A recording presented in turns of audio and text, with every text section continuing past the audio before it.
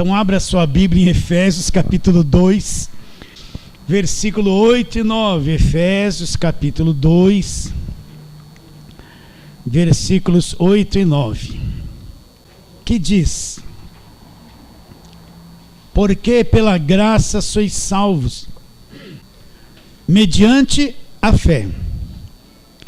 E isto não vem de vós, é dom de Deus, não de obras para que ninguém se glorie, pois somos feitura dele, criados em Cristo para as boas obras, as quais Deus de antemão preparou para que andássemos nelas. Vamos orar?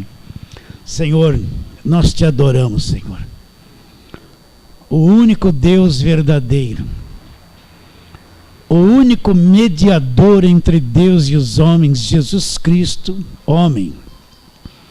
Nós te adoramos, Senhor, e temos um grande prazer em te adorar no Espírito e na verdade, que é o Evangelho da graça de Deus. E queremos pedir que o Senhor venha abrir o nosso entendimento, Senhor. E eu quero orar por aqueles irmãos lá do YouTube, Senhor, que fazem perguntas todos os dias. Abra o entendimento deles também. Abra o entendimento deles, Senhor, que lá no nosso espírito, os olhos do nosso coração sejam iluminados. Pela fé oramos, crendo em nome de Jesus. Amém. Então vamos lá? Porque pela graça sois salvos, mediante a fé. Isso não vem de nós não conseguimos produzir, é um dom, uma dádiva de Deus, né? Então, que nem temos falado todas as terças-feiras, não existe uma obra, nada que nós possamos fazer que dê condições de sermos salvos. Nenhum esforço, nenhuma obra religiosa, nenhuma campanha, nenhum voto, nenhum sacrifício, não há nada que o homem possa produzir que lhe dê condições de ser salvo. Se o crente não entender isso, ele vai ter uma grande dificuldade de entender o Evangelho e entender aquilo que já foi feito na cruz. Então, recapitulando, não existe nada que o homem possa fazer. Aos olhos de Deus, não existe nenhuma obra, nada que ele possa fazer que lhe dê condições de ser salvos. Por isso que está escrito: pela graça sois salvos mediante a fé. Esta fé que a pessoa teve um dia não vem de vós. Não foi você que produziu. Não foi Deus que falou: esse aqui é um pouquinho melhor, aquele é um pouquinho ruim, separou para ela. Não, essa fé que um dia você teve, quando creu em Cristo de verdade, os olhos do seu coração foram iluminados, você creu e entendeu de verdade.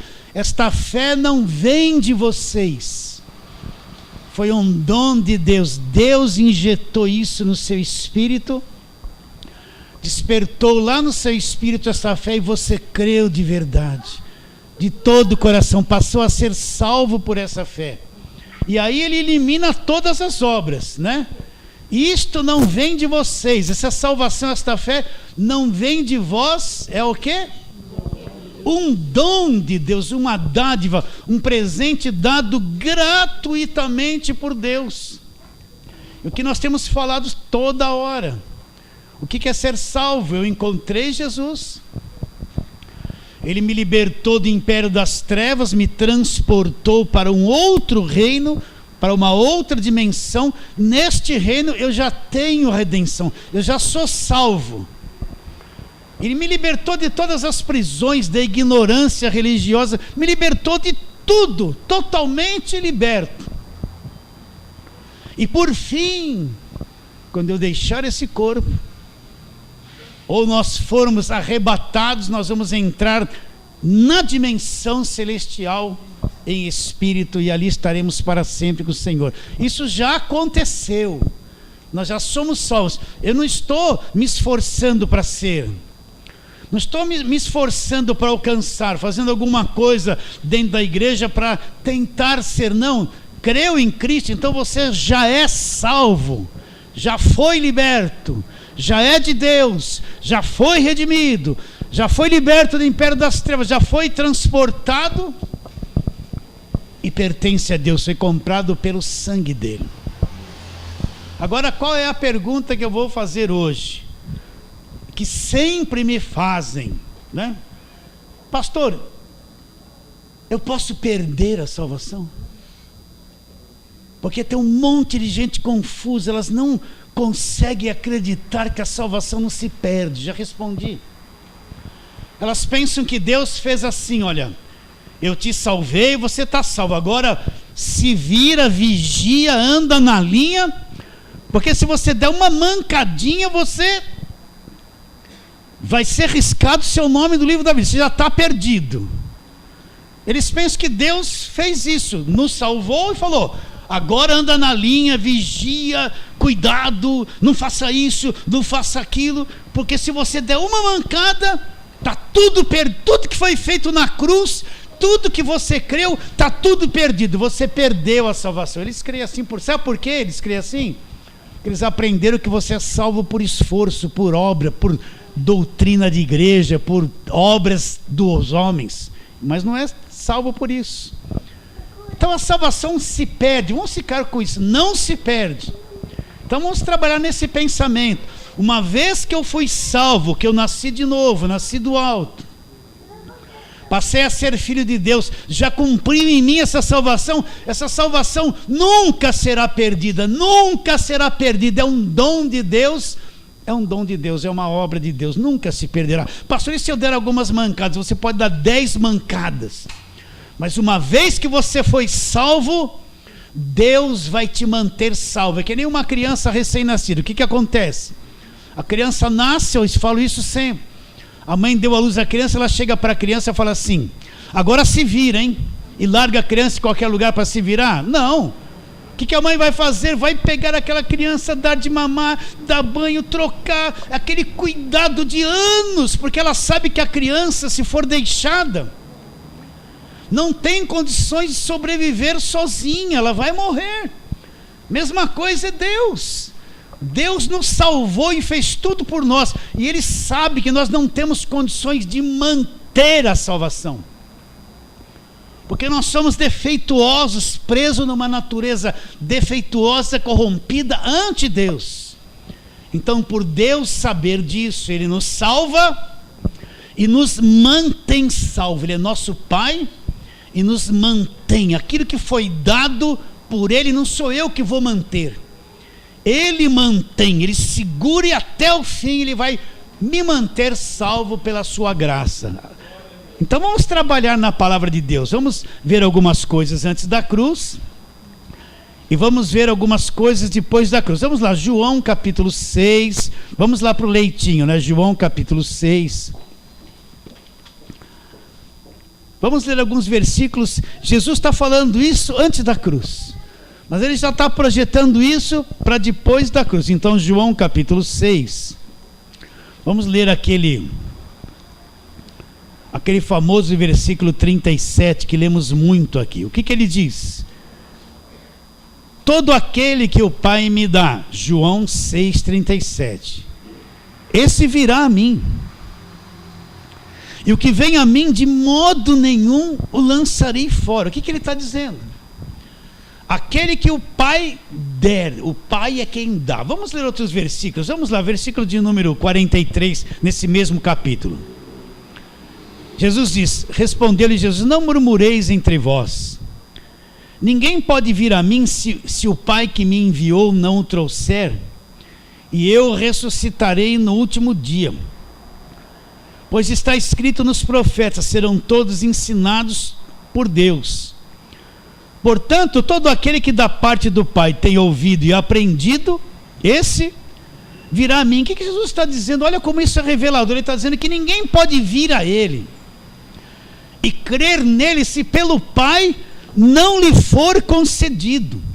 Isso é uma obra de Deus, é Deus que trabalha no coração, realiza uma obra no coração e concede, trabalha dentro da pessoa, e a pessoa vai vir a Ele.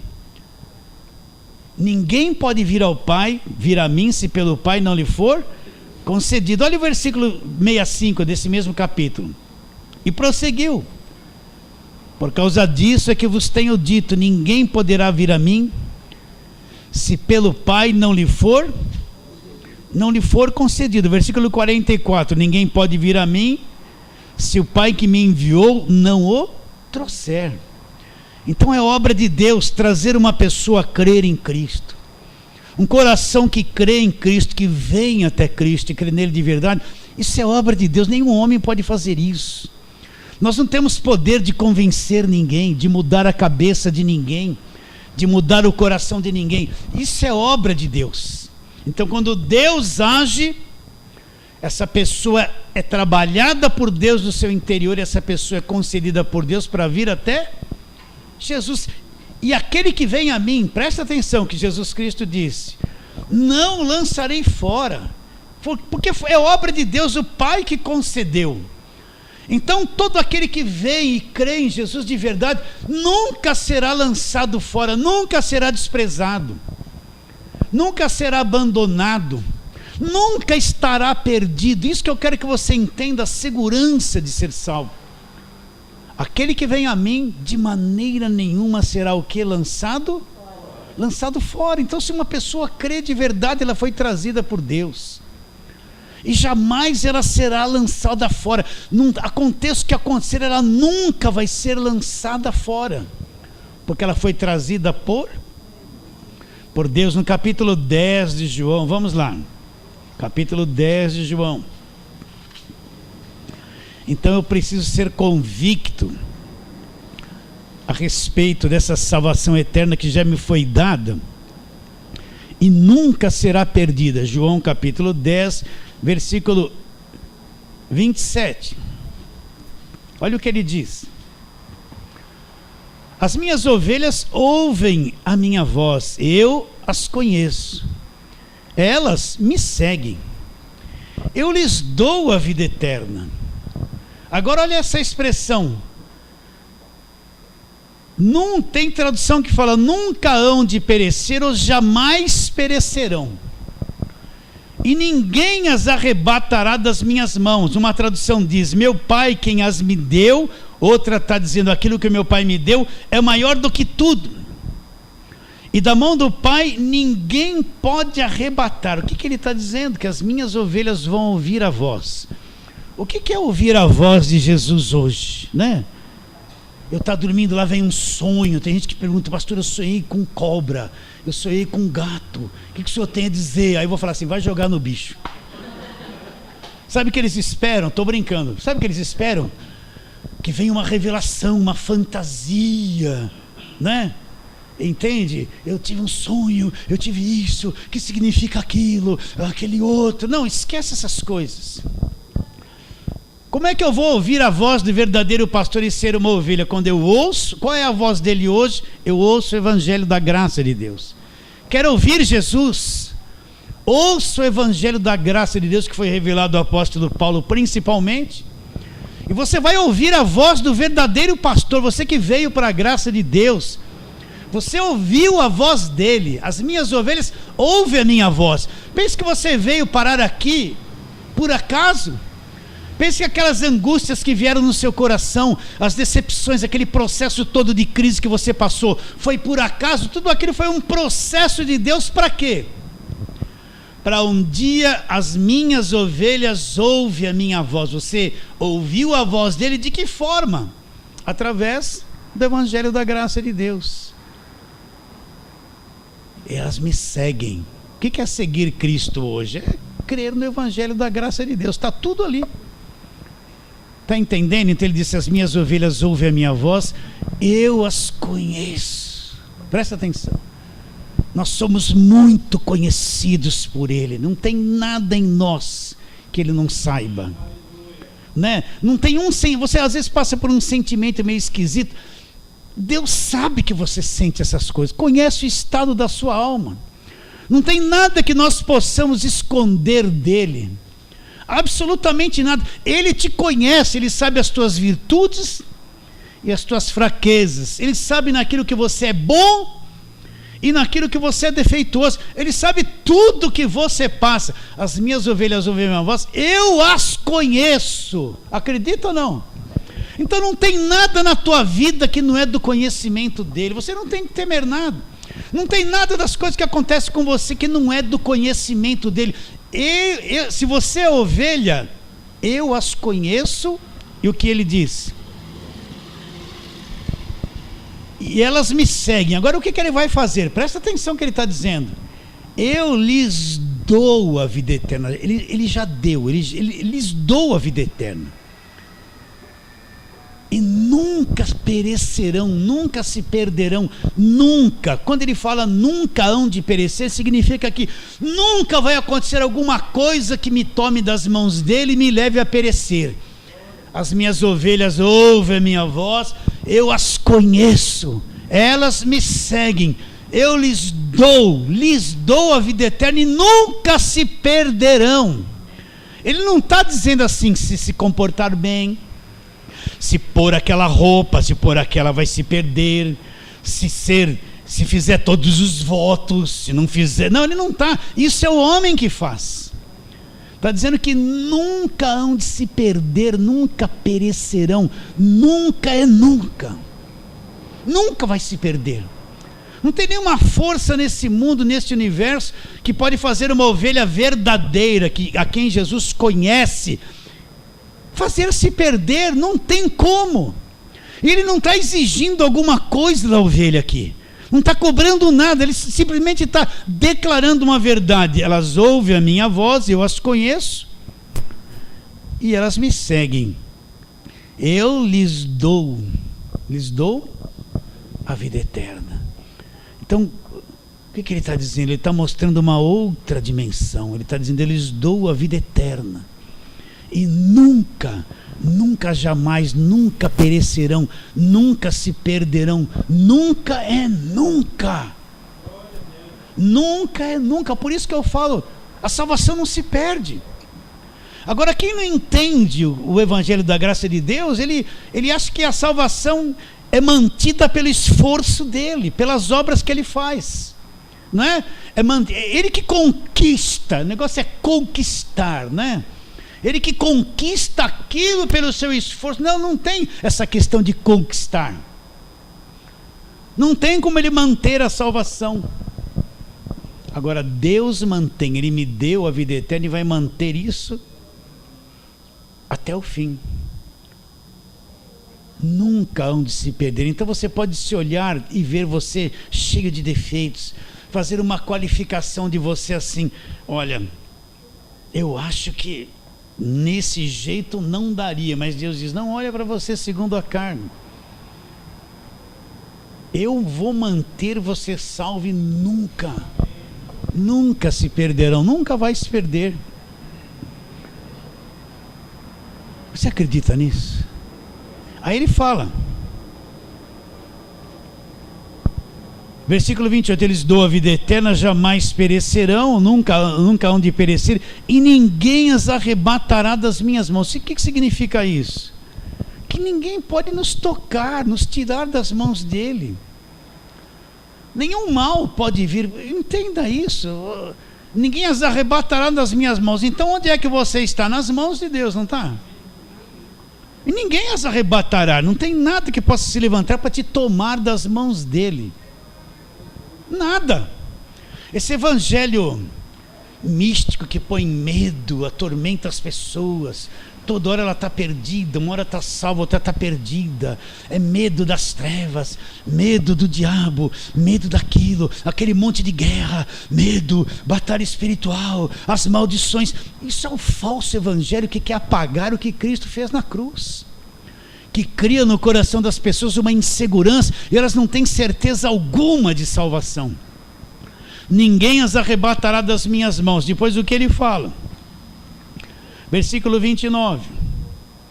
Uma tradução fala, meu pai quem as me deu, outra, aquilo que meu pai me deu é maior do que tudo.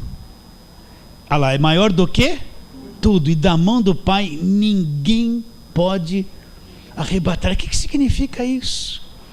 Que eu estou salvo nas mãos de Deus, e ninguém pode me arrebatar daí, nem eu mesmo posso.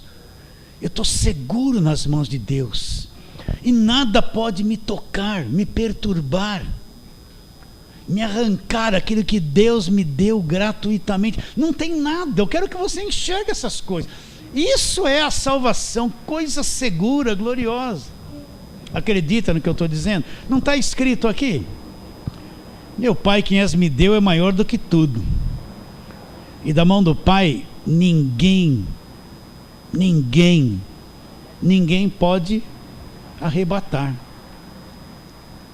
Então, se eu não posso ser arrebatado e tirado e nunca vou perecer, significa que eu nunca vou perder a salvação. Deus me salvou e me mantém salvo. Você entende? Ele é responsável por aquilo que Ele me deu. Ele não me deu a salvação e falou se vira, como eu já disse. Ele me deu, sabe que eu sou incapaz de sustentá-la pelo meu esforço. Ele conhece as minhas fraquezas. Então Ele me deu a salvação, e é responsabilidade dEle me manter salvo. Ele é meu Pai, Ele vai me manter salvo até o fim. Está bem claro isso na sua mente? Então vamos ver outros textos. Vamos agora passar pela cruz. Vamos a Filipenses, capítulo de número 1. Acabou o medo, acabou a insegurança, acabou as ameaças, acabou o diabo, acabou maldição. Acabaram essas coisas para quem entendeu o que é ser salvo. Sim ou não? Acabaram. Então, Filipenses, capítulo de número 1, olha o que Paulo está dizendo aos Filipenses. Capítulo de número 1, vamos ver só o versículo de número 6. Estou plenamente certo de que aquele que começou a boa obra em vós, o que ele vai fazer? Há de completá-la. Ele que começou a obra, não foi eu que comecei. Olha que Paulo fala: estou plenamente certo de que aquele que começou a boa obra em vós, Ele vai completá-la até o dia de Cristo. Essa obra que Ele começou em nós é responsabilidade dEle. Ele vai completá-la até o dia de Cristo. Então a mãe deu à luz a criança, ela vai cuidar da alimentação, da saúde, do bem-estar, das roupinhas da criança, vai trabalhar anos em cima dessa criança para mantê-la segura, guardada, livre. Se pegou uma enfermidade, vai levar no médico. É aquele trabalhão todo. Ela começou a boa obra e vai terminar. Mesma coisa Deus, começou a boa obra em nós, não tem como falhar. Ele vai terminar aquilo que Ele começou em você, vai terminar. Aí mesmo em Filipenses capítulo 2, vamos para 2 versículos. Vamos ler desde o versículo 12. Filipenses capítulo 2, 12 e 13. Aí ele diz: assim, pois, amados meus, como sempre obedecestes, não só na minha presença, porém muito mais agora na minha ausência. Olha o que ele fala: desenvolvei a vossa salvação. De quem é a salvação? É nossa. Desenvolvei a vossa salvação com temor e tremor. Agora olha o que ele diz: porque Deus é quem efetua em vós tanto o querer como o realizar. Espera um pouquinho. Primeiro ele fala que eu tenho que desenvolver aquilo que Ele já me deu, que é a salvação,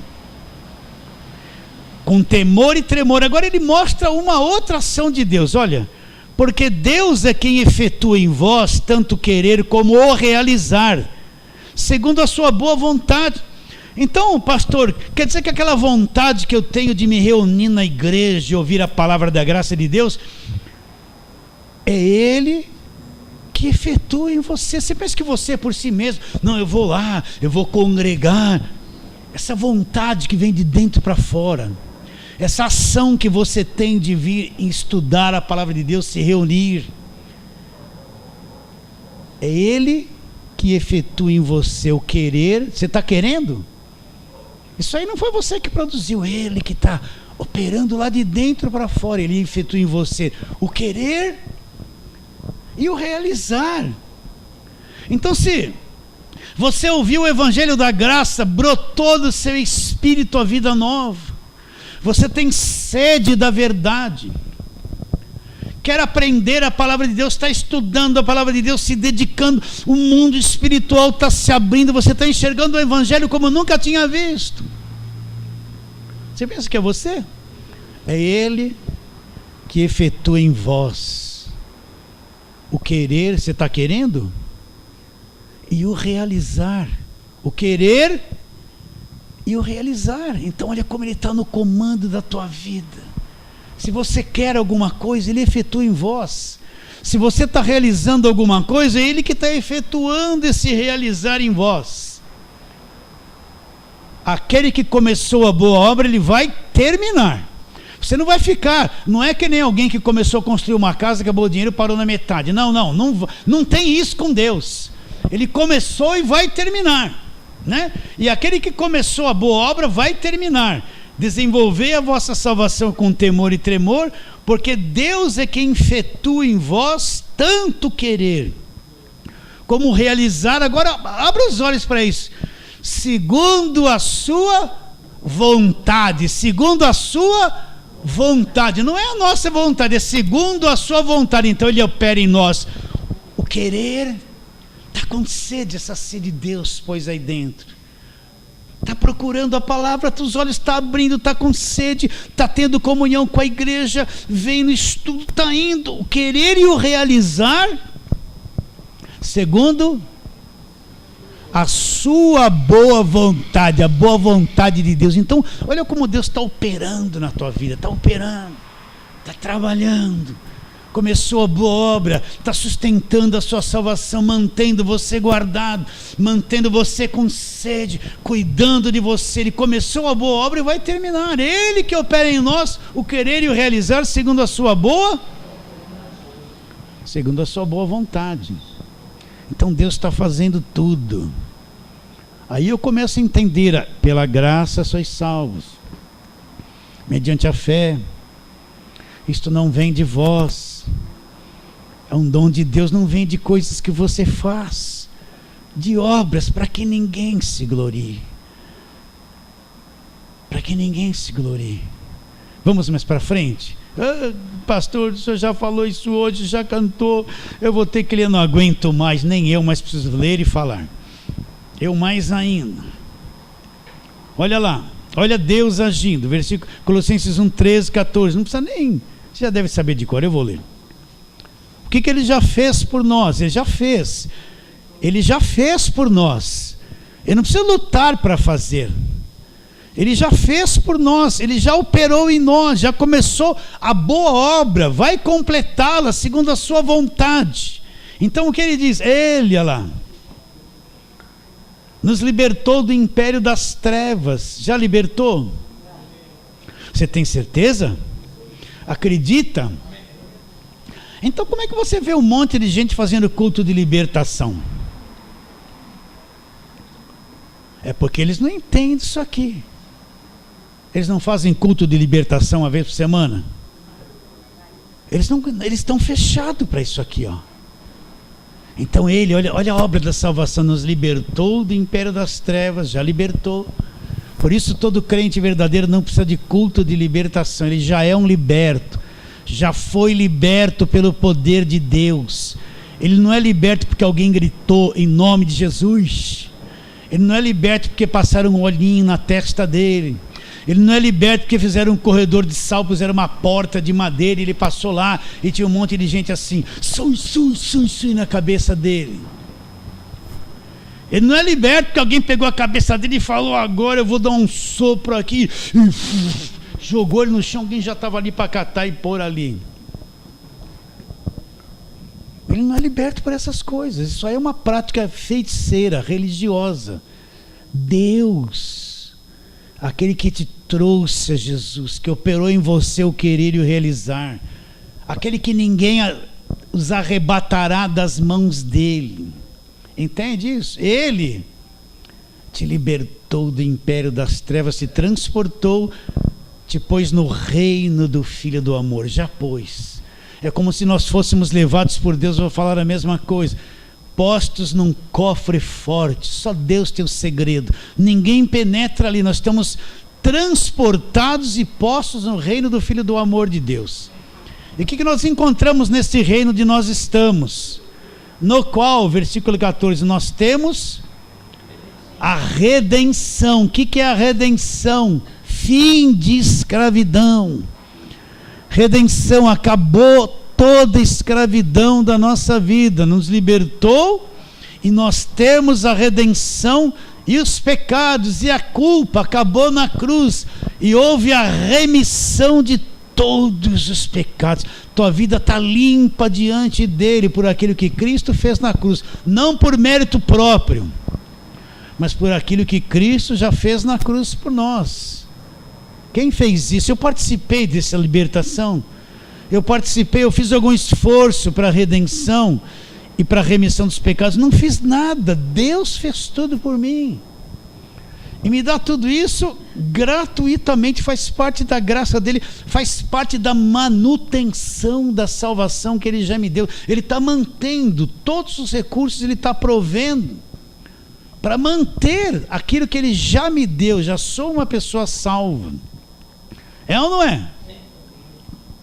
Gálatas capítulo 3, vamos lá, Gálatas capítulo de número 3, vamos ler versículo 23 em diante.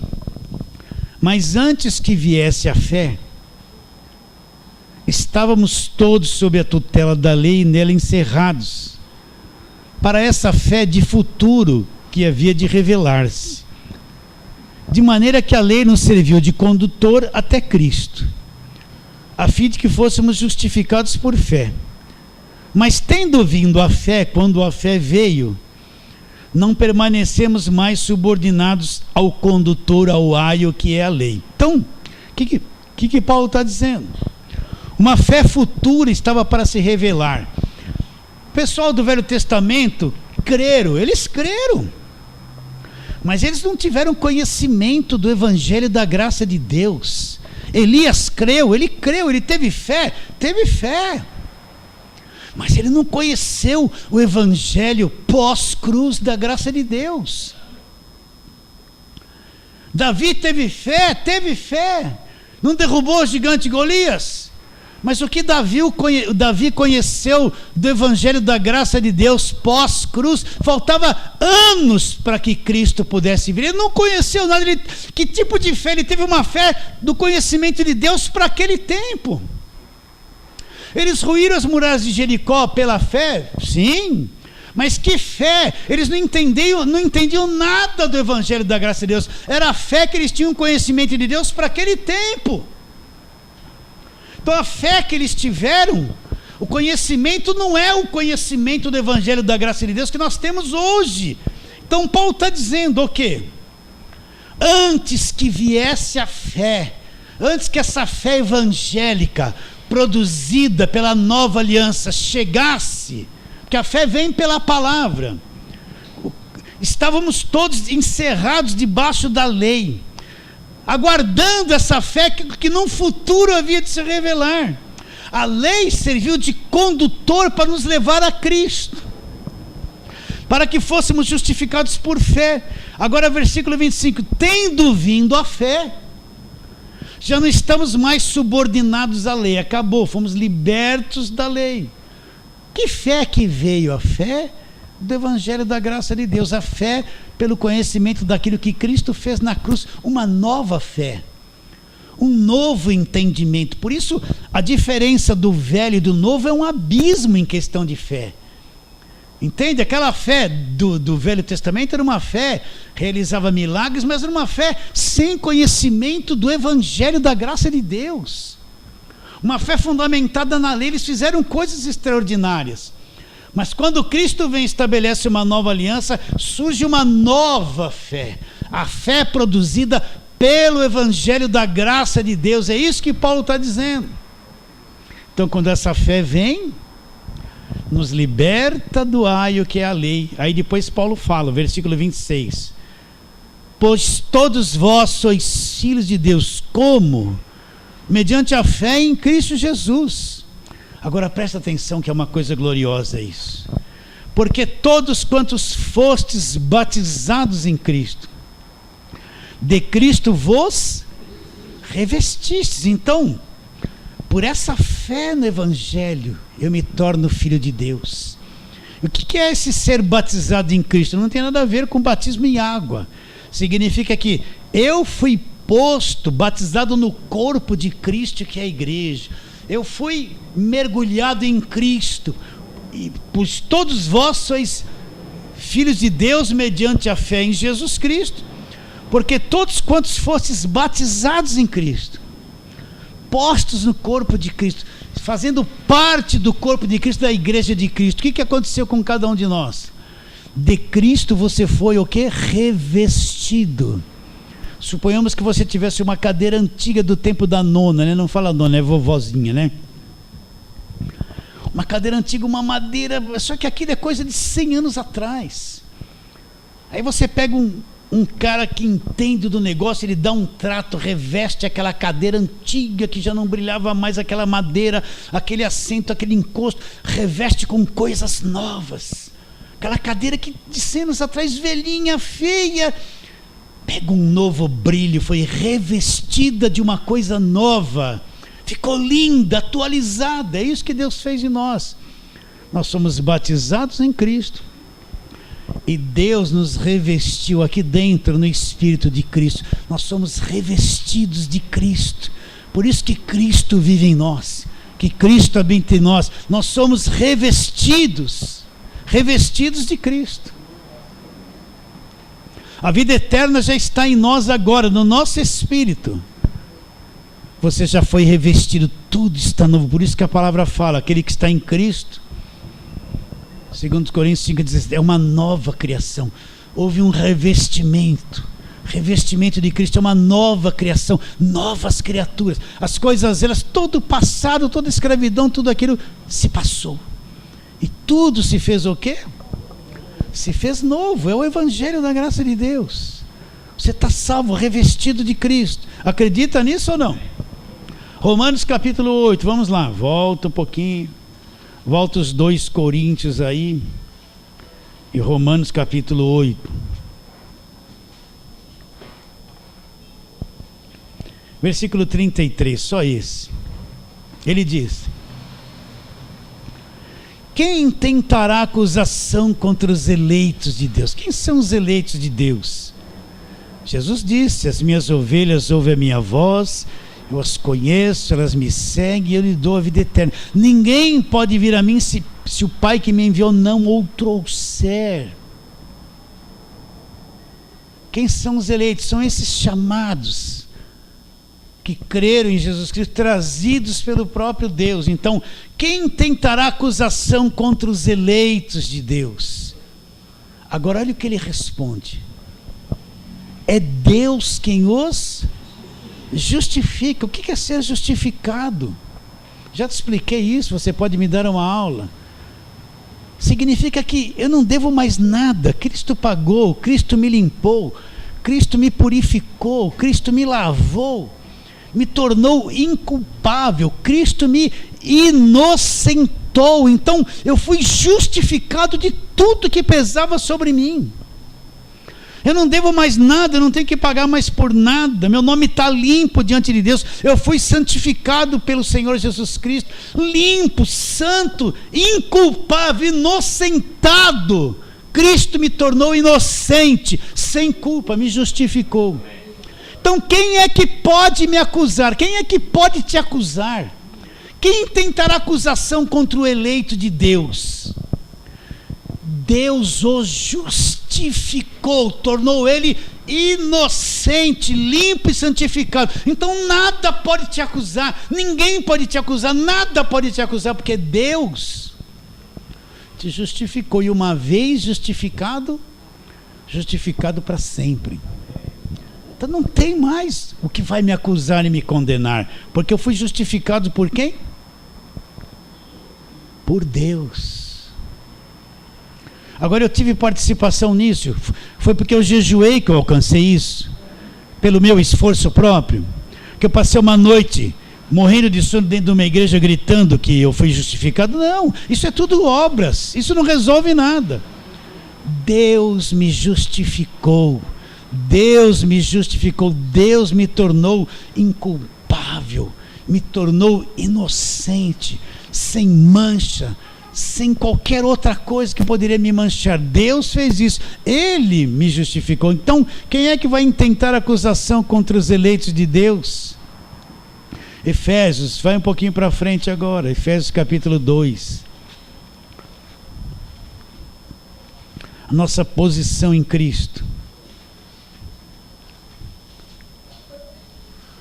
Nós já estivemos nos 2, mas vamos ler versículo 6, né? Versículos 5. Estando nós, esse era o nosso estado antes, estando nós mortos nos delitos e pecados, nos deu vida, nos tirou da morte desses delitos e pecados, juntamente com Cristo. Olha, pela graça sois salvos. E juntamente com Ele nos ressuscitou e nos fez assentar nos lugares celestiais, aonde? Em Cristo. Então Ele nos deu vida quando nós estávamos mortos nos delitos e pecados, e juntamente com Ele nos ressuscitou e nos fez assentar nos lugares celestiais em Cristo. Então nós fomos ressuscitados, essa é a nossa posição. Estamos assentados nos lugares celestiais em Cristo, acima de tudo. Leia aí o capítulo 1. Capítulo 1 de Efésios. Está falando da ressurreição de Cristo. Olha lá, versículo 20.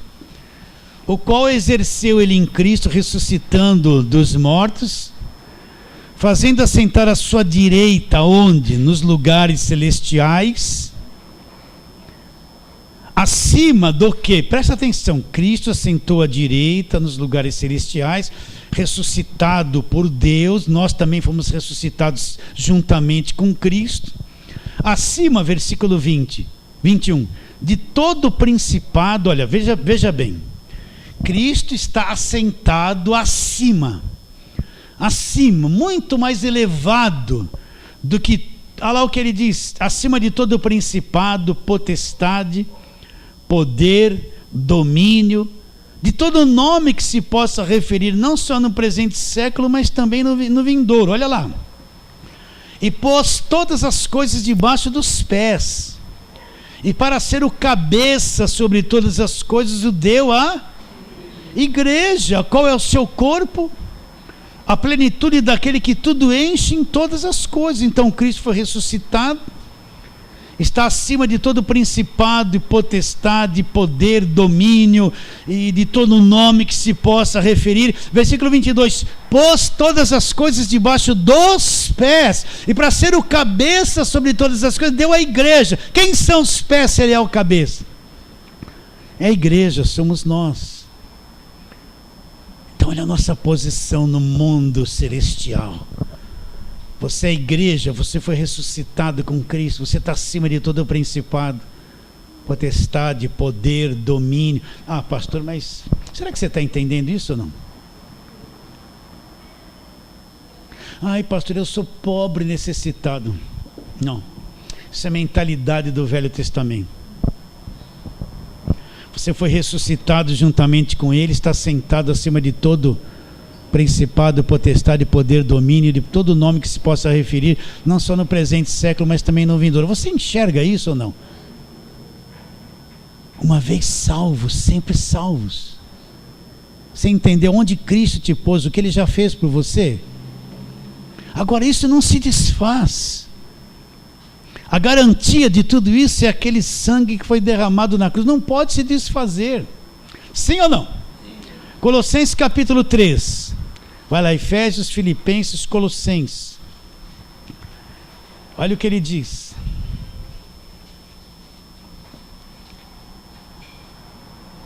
Portanto, versículo 1, se fostes ressuscitados, olha lá, juntamente com Cristo, nós fomos.